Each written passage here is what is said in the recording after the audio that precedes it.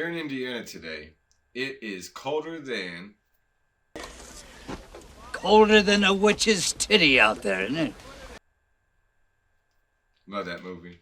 My wife tells me that I'm old because I watch Grumpy or Old Men. Not because it's about old men, but because it's an old movie. Whatever that's supposed to mean. I think that's a great movie. I love that movie. Walter Matthau, Jack Lemmon. Oh my God, them dudes were something special. They were rivals. Which is what we're going to get to today, y'all. Welcome to Talking Hoosiers with Michael Bryan. Please don't forget to like, subscribe, share, comment. Again, like, subscribe, share, comment. Thank you. Now, the difference between the rivals of Grumpy Old Men and Indiana Purdue is they somewhat liked each other. This rivalry right here, there is nothing about liking anybody. No.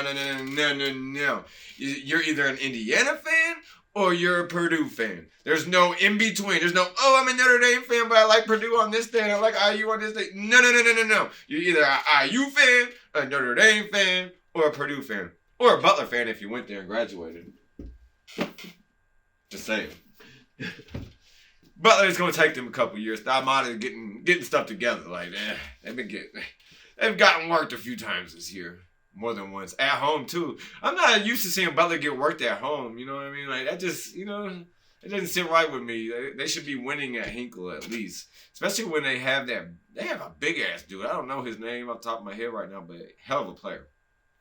But we have the Indiana-Purdue rivalry, y'all. This is what it's all about. Number 1 Purdue coming into Bloomington Assembly Hall Saturday, 4 p.m. Dickie V on the mic. ESPN, I think. ESPN 2. And then we got Lakers and Pelicans right after that one. If you wanted to sit around and watch. I'm good on watching the Pelicans unless Zion's playing, because why do I want to watch CJ McCollum and some guys play? I'm good. I'd rather watch Zion and some guys play. You know what I'm saying? And I'm good on the Lakers too. I mean, the Lakers played the Pacers last night and it was complete and absolute BS. Like, the Lakers won by 1 point. The free throw differential was 12-0. It's funny they bring up free throw differential in the fourth quarter of the Pacer game, where Mike Woodson brought this up in the Maryland game the other night, y'all. So, getting away from the NBA, because this is a college basketball show that we talk about the Hoosiers.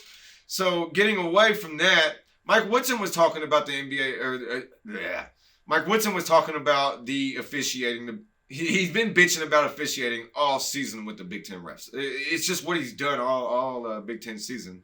But this time he was really angry because the differential was 17-6 or something like that. I can't remember, something like that. You know what? It is what it is, man. I mean, at least it's not 28-7 like it was in the 2001-2002 national championship game when IU played Maryland. I'm just saying, if anybody got screwed, it was the Indiana Hoosiers 2001-2002 team. I mean, Jared Jeffries had 4 fouls in the national title game. Come on, man. Come on, man. That was cheating. But the Maryland game, I'm good on Maryland. Maryland, we don't have to see them again. If we play them again in the Big Ten tournament, we'll beat the shit out of them. It is what it is. TJD did break a record, 20 rebounds in Maryland's building. Nobody on Maryland's ever gotten 20 rebounds.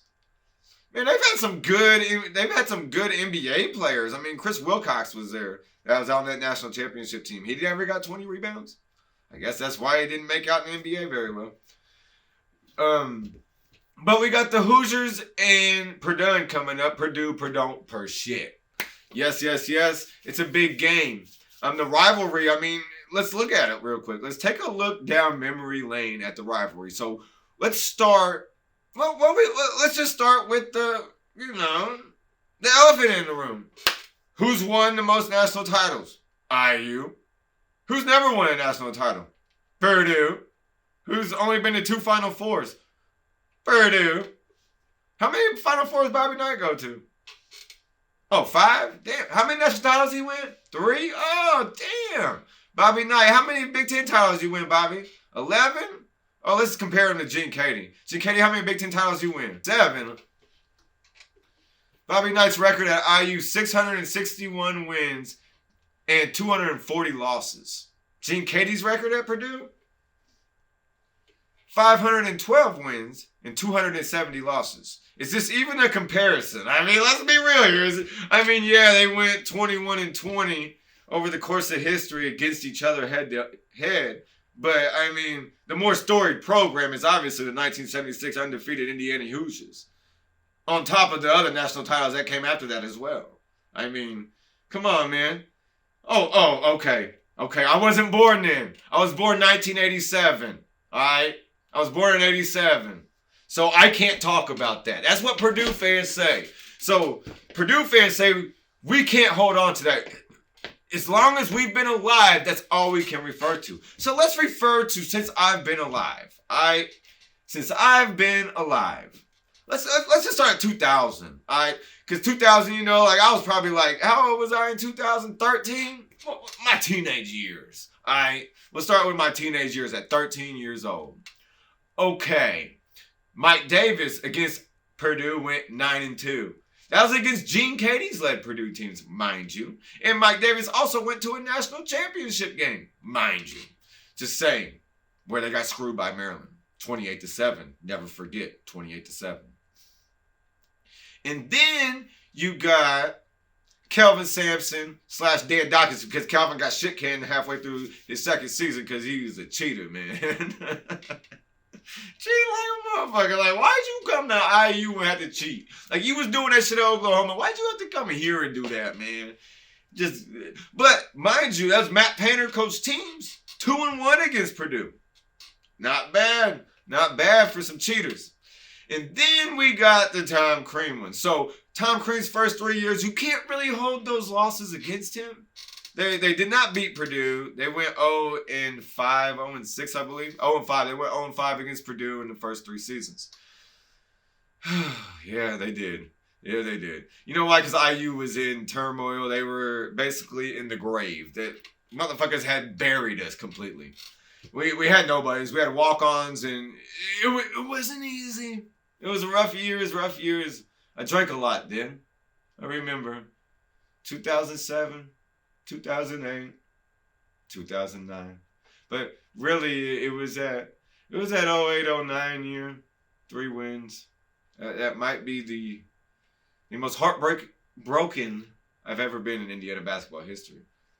I knew he'd suck, though.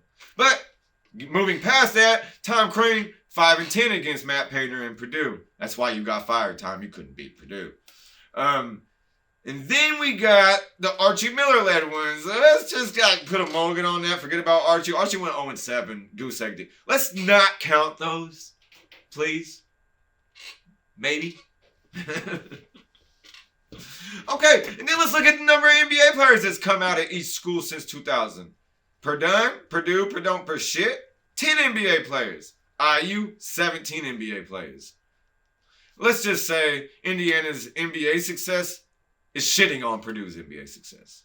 Oladipo, Eric Gordon, Jared Jeffries. All 3 of those guys, long careers. Cody Zeller, he played 5-6 years. He's still looking for a team. He ain't on a team no more.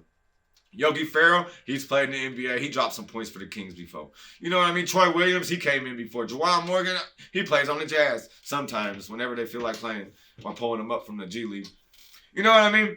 And then you got, from Purdue, I'm just sitting there thinking, Jaden Ivey, yeah. E'Twaun Moore, yeah. Isaac Haas? Oh, no, bro. He's just spreading STDs around the school. Did y'all hear about the Purdue professor, though?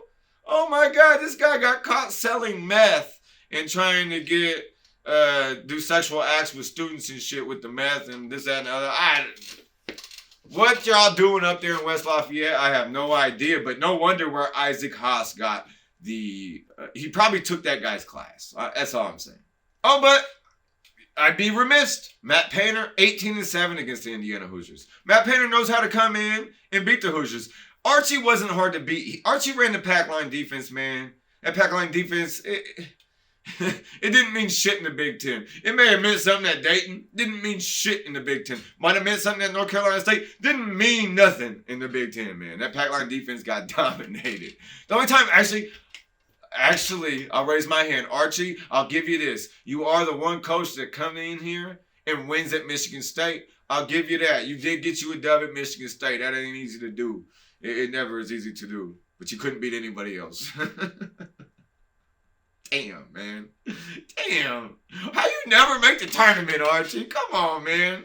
But it's not as bad as making the tournament and losing to the bad teams.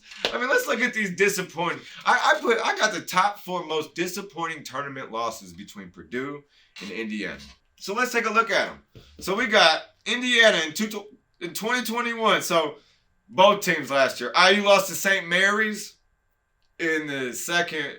IU played the playing game, and then they had that first round game, so they were tired. College kids tired my ass, whatever.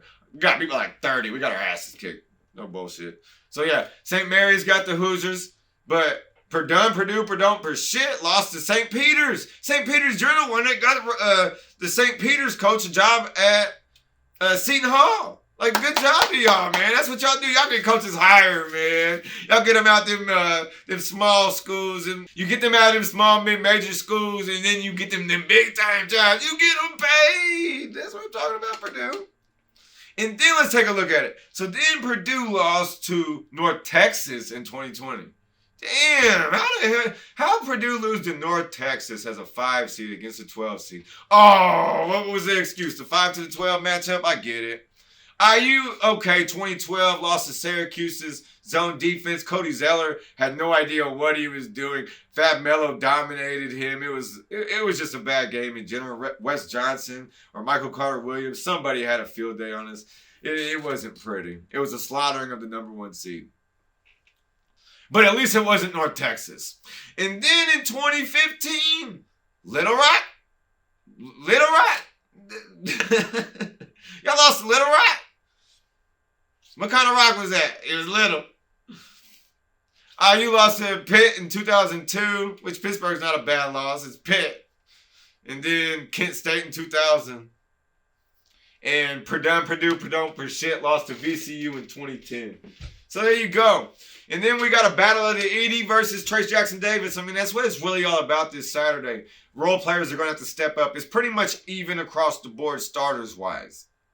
So role players got to play big. Hopefully Jordan Geronimo can play. They said it's a calf strain. He's been shooting, but he hasn't been running yet. So we probably ain't going to have him. But we're going to need all the bodies we can get because Edie's a big-ass dude, and we don't need Trace in foul trouble. So if you can get one of them white boys off the bench and throw him in there just to get knock Edie around a little bit, get some foul trouble out of him, it is what it is. Edie can shoot free throws, though, so that is another issue.